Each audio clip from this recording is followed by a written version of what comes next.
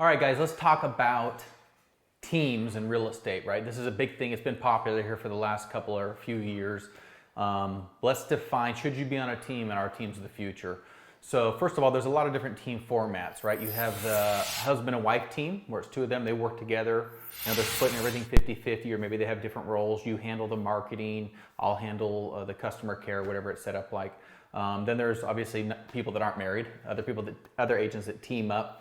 And then there's more of a larger team format that typically consists of a rainmaker or a top producer.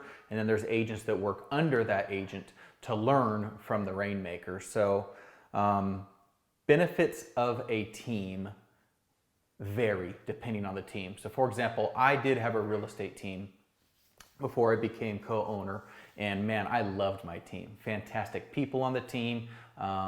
Very proud of my team. Our first year in real estate, we closed 272 transactions, and that is a testament to the fantastic agents that I worked with on my team.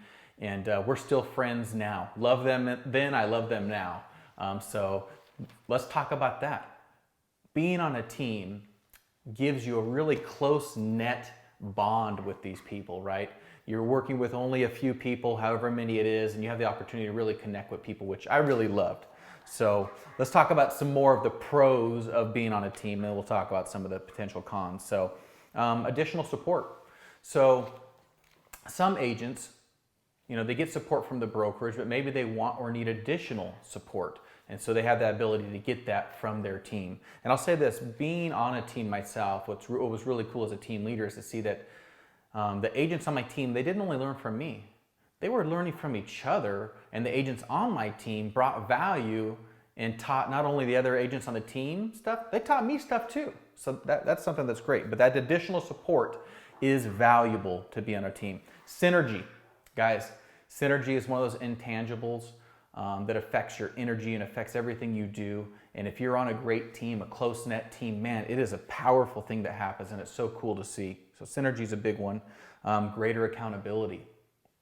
Let's face it, accountability is a good thing, even though we don't always want it, right?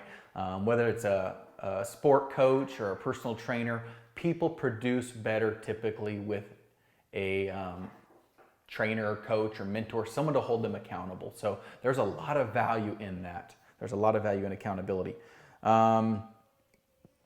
Information and being shared, right?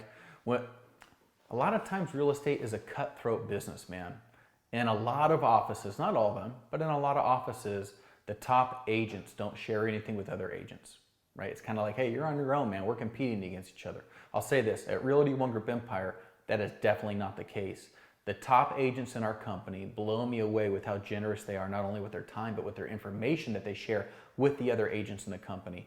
And as a side note, I used to dream about a group of people that could come together and have that synergy and really share and grow. And that's what we have here at our brokerage. It's really cool. But that's a big one, is sharing of information. Obviously, the team lead is going to receive some sort of financial benefit from the team members. That is the incentive to share their secrets, their systems, their marketing. I mean, there's so many nuances to real estate that if you can get in that information, it can really blow up your business. How about, let's talk about just having linked to a rainmaker, right? As an agent, you don't have access to a top agent, right? They're busy doing their thing. They have their life, their family, or whatever they have going on. And unless if they have a team, you're probably not going to have access to them. Some people are extremely generous, like the people I mentioned in our brokerage, and there's other generous people outside our brokerage too. But to get that access to a rainmaker is a big thing. So let me say this. I've been in the business 15 years now. If I could do it over, I would find someone that had had huge success in real estate, selling real estate, and I would have them mentor me. Whatever I had to do. If they had a team, awesome. I wish I could have went on a team.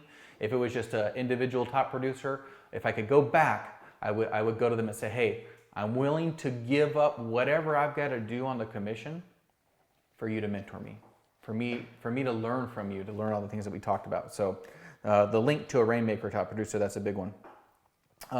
It's going to shorten your learning curve. If you're a new agent or even experienced agent, getting on a successful team is going to shorten your learning curve. And not only learning like I'm talking about from zero to basics, I'm talking from basics to advanced. We can all learn.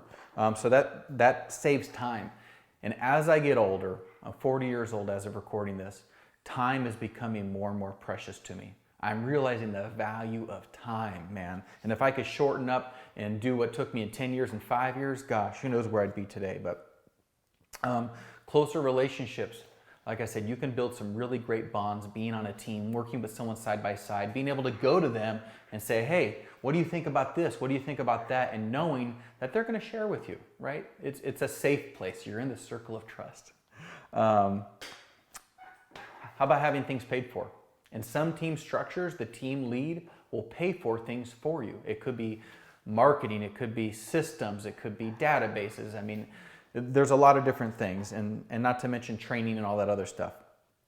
So let's talk about the cons, or I'm not even gonna say cons because it's really perceived cons. Giving up more of your cut, right? Unfortunately, some agents, they don't see the value in a team. And they say, well, gosh, I'd rather have more of this all by myself than to have a little, or a less piece of the pie, even though the pie is way bigger being on a team.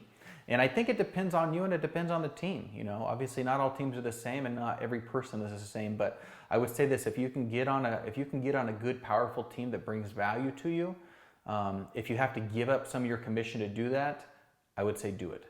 Like I said, if I could do it over, I would do it. So I'm preaching what I believe. Are teams the future? This is a tough one because I feel like they are and I feel like they aren't.